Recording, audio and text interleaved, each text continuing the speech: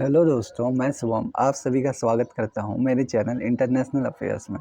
दोस्तों, मैं फिर से एक बार हाजिर हूं अति महत्वपूर्ण 20 सवालों की एक सीरीज के साथ। कुछ दोस्तों की शिकायत थी कि सर सवालों की संख्या बढ़ाई जाए, तो दोस्तों इस वीडियो में सवालों को 10 से 20 कर दिया गया है। चलिए आगे बढ़ते हैं अपने पहले प्रश्न की ओर। टॉक्सिकोलॉजी किसका अध्ययन है? आपके ऑप्शंस रहे नींद का अध्ययन, शब्दकोश संकलन का अध्ययन, जहर का अध्ययन, तंत्रिकाओं का अध्ययन। दोस्तों इस सवाल का सही जवाब है जहर का अध्ययन। टॉक्सिकोलॉजी जहर का अध्ययन है। आइए दोस्तों इस क्वेश्चन को थोड़ा डिटेल में जानते हैं। नींद का अध्ययन, नींद का अध्ययन को हिप्नोलॉजी कहते हैं। शब्दकोश संकलन का अध्ययन लेक्सिकोग्राफी कहलाता है और तंत्रिकाओं का अध्ययन न्यूरोलॉजी कहलाता है। चलिए आगे बढ़ते हैं अपने दूसरे प्रश्न पर। मानव मस्तिष्क का वजन कितना होता है?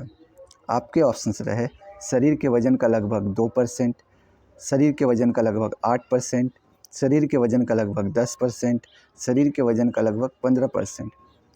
दोस्तों इस सवाल का सही जवाब है शरीर के वजन का लगभग 2%। मानव मस्तिष्क का वजन 1350 से 1450 के बीच होता है। चलिए दोस्तों आगे बढ़ते हैं अपने अगले प्रश्न पर। नेत्र गोलक को नियंत्रित करने के लिए कितनी मांसपेशियों का इस्तेमाल किया जाता है? आपके ऑप्शंस रहे 5, 4, 6, 7। दोस्तों इस सवाल का सही जवाब है 6। नेत्र गोलक को नियंत्रित करने के लिए 6 मांसपेशियों का इस्तेमाल किया जाता है। चलिए दोस्तों इस क्वेश्चन को डिटेल में जानते हैं। रेटिना की शंकु कोशिकाओं से हमें रंग का आभास होता है और रेटिना की क्षण कोशिकाओं से हमें प्रकाश का आभास होता है। चलिए दोस्तों आगे बढ़ते हैं अपने अगले प्रश्न पर। निम्नलिखित में कौन ध्वनि प्रदूषण का एक प्रभाव नहीं है? आपके ऑप्शन है उच्च रक्तचाप, टिनिटस, श्रवण ह्रास, त्वचा रोग। दोस्तों इस सवाल का सही जवाब है त्वचा रोग। ध्वनि प्रदूषण से हमें कभी भी त्वचा रोग नहीं हो सकता है। दोस्तों चलिए इस क्वेश्चन को जानते हैं थोड़ा डिटेल में। ध्वनि प्रदूषण को डेसिबल के आधार पर नापते हैं। 75 डेसिबल से अधिक ध्वनि मानव के लिए हानिकारक होती है। डेसिबल ध्वनि का एसआई मात्रक है। चलिए आगे बढ़ते हैं अपने अगले प्रश्न पर। निम्नलिखित में से कौन अलैंगिक प्रजनन का एक प्रकार नहीं है? आपके ऑप्शंस रहे मुकुलन, बाइनरी फिजन, विखंडन, परनिषेचन। दोस्तों इस सवाल का सही जवाब है परनिषेचन। परनिषेचन अलैंगिक प्रजनन का एक प्रकार नहीं है। चलिए दोस्तों आगे बढ़ते हैं अपने अगले प्रश्न पर। येलो फीवर मुख्य रूप से इंसान के बीच किससे फैलता है? आपके ऑप्शंस रहे मादा मच्छर के काटने से, नर मच्छर के काटने से, पानी से, वायु से। दोस्तों इस सवाल का सही जवाब है मादा मच्छर के काटने से। येलो फीवर हमें मादा मच्छर के काटने से होता है। चलिए दोस्तों इस क्वेश्चन को थोड़ा डिटेल में जानते हैं। डेंगू ज्वर मादा एडिस एजिप्टी मच्छर के काटने से होता है। चिकुनगुनिया मादा एडिस मच्छर मुख्यतः एडिस इजिप्टी मच्छर के काटने से फैलता है। चलिए दोस्तों आगे बढ़ते हैं अपने अगले प्रश्न पर। आमतौर पर कलर ब्लाइंडनेस क्या है? आपके ऑप्शंस रहे एक आनुवांशिक रोग, गैर आनुवांशिक रोग, जीवन शैलीगत बीमारी, बैक्टीरिया जनित रोग। दोस्तों इस सवाल का सही जवाब है एक आनुवांशिक रोग। कलर ब्लाइंडनेस एक आनुवांशिक रोग है। चलिए दोस्तों इस क्वेश्चन को डिटेल में जानते हैं।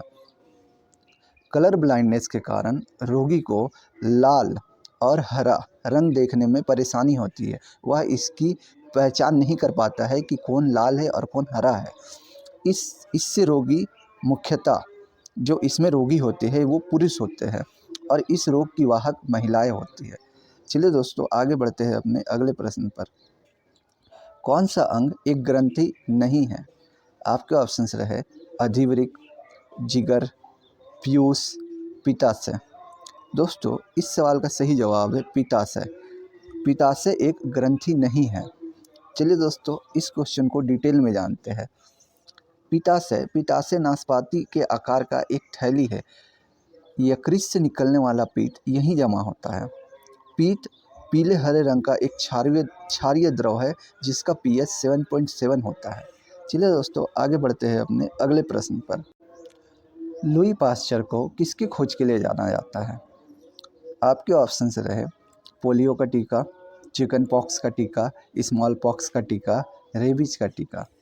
दोस्तों, इस सवाल का सही जवाब है रेबीज का टीका।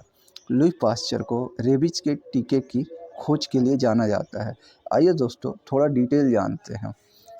लुई पास्चर ने दूध को सुरक्षित रखने के लिए पाश्चीकरण विधि की खोज की थी। चेचक के टीके की बात करें तो इसकी खोज एडवर्ड जेनर ने की थी। पोलियो का टीका जॉन ई सॉल्क ने इसकी खोज की थी।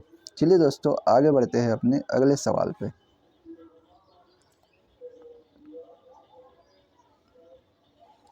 तत्वों और मानव जैसी प्रजातियों जैसे कि बंदर, वानर आदि के व्यवहार का अध्ययन क्या कहलाता है? आपके ऑप्शंस रहे एंथ्रोपोलॉजी, एथनोबोटनी, प्राइमेट्रोलॉजी, अपोलॉजी। दोस्तों, इस सवाल का सही जवाब है प्राइमेटोलॉजी। तत्व और मानव जैसी प्रजातियों जैसे कि बंदर, वानर आदि के व्यवहार का अध्ययन प्राइमेटोलॉजी कहलाता है। चलिए दोस्तों, आगे बढ़ते हैं अपने अगले सवाल पे। दोस्तों, यहाँ से चालू होता है भौतिक विज्ञान के प्रश्न। पहले 10 प्रश्न जीव विज्ञान के थे और अंतिम 10 प्रश्न भौतिक विज्ञान के हैं। तो चलिए दोस्तों, स्टार्ट करते हैं भौतिक विज्ञान का अपना पहला प्रश्न। गली के पीले लाइट में किसका प्रयोग किया जाता है? आपके ऑप्शंस रहे नियॉन, नाइट्रोजन, फास्फोरस, सोडियम। दोस्तों, इस सवाल का सही जवाब है सोडियम। गली के पीले लाइट में सोडियम का प्रयोग किया जाता है। चलिए दोस्तों, आगे बढ़ते हैं अपने अगले प्रश्न पर। मीथेन, मीथेन को जलाने पर क्या होता है? मीथेन को जलाने पर क्या होता है? आपके ऑप्शंस रहे कार्बन मोनोऑक्साइड निकलती है, कार्बन रॉक शेष बचता है, कार्बोनेट बनता है, कार्बन डाइऑक्साइड एवं पानी बनता है। दोस्तों, इस सवाल का सही जवाब है मीथेन को जलाने पर कार्बन डाइऑक्साइड एवं पानी बनता है। CH4 प्लस O2, तो यह बन जाएगा carbon dioxide CO2 plus H2O। चलिए दोस्तों, आगे बढ़ते हैं अपने अगले प्रश्न पर। निम्नलिखित में से किस परमाणु का व्यास सबसे बड़ा है? आपके ऑप्शंस रहे आयोडीन, फ्लोरीन, क्लोरीन, ब्रोमीन। दोस्तों, इस सवाल का सही जवाब है आयोडीन। आयोडीन का परमाणु व्यास सबसे अधिक है। दोस्तों, आयोडीन की कमी से घेंगा रोग होता है। घेंगा रोग में थायराइड ग्रंथि का आकार बढ़ जाता है। चलिए आगे बढ़ते हैं अपने अगले प्रश्न पर। आवर्त सारणी के न्यूनतम प्रतिक्रियाशील तत्व कौन से हैं? आपके ऑप्शंस रहे संक्रमण धातु, क्षारीय भू धातु, उत्कृष्ट गैस, क्षारीय धातु। दोस्तों, इस सवाल का सही जवाब है उत्कृष्ट गैस। उत्कृष्ट गैसों की प्रतिक्रियाशीलता बहुत कम होती है, ना के बराबर होती है। चलिए दोस्तों, आगे बढ़ते हैं अपने अगले प्रश्न पर। परमाणु बम का आविष्कार करने वाली टीम का हिस्सा निम्न में से कौन थे? आपके ऑप्शंस रहे Alfred Nobel, Julius Oppenheimer, Edward Teller, एरिकन फर्मी। दोस्तों, इस सवाल का सही जवाब है जूलियस ओपेनहीमर। परमाणु बम का आविष्कार जूलियस ओपेनहीमर ने किया था। दोस्तों, परमाणु कार्यक्रम का आयोजन भारत में सर्वप्रथम डॉक्टर होमी जहांगीर भाभा ने किया था। चलिए दोस्तों, आगे बढ़ते हैं अपने अगले प्रश्न पर।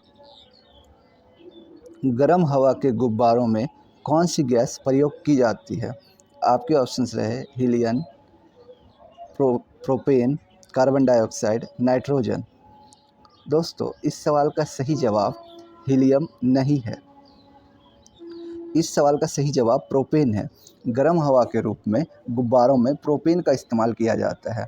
और ऐसे मतलब नॉर्मली जो गुब्बारे होते हैं उनमें हीलियम का प्रयोग किया जाता है, जबकि गर्म हवा के गुब्बारों में प्रोपेन का इस्तेमाल किया जाता है। चलिए आगे बढ़ते हैं अपने अगले प्रश्न पर। जल शोधन के लिए निम्नलिखित में से किसका प्रयोग किया जाता है? आपके ऑप्शंस रहे सिरका, बेकिंग सोडा, एलम, टार्टिक अम्ल। दोस्तों इस सवाल का सही जवाब है एलम।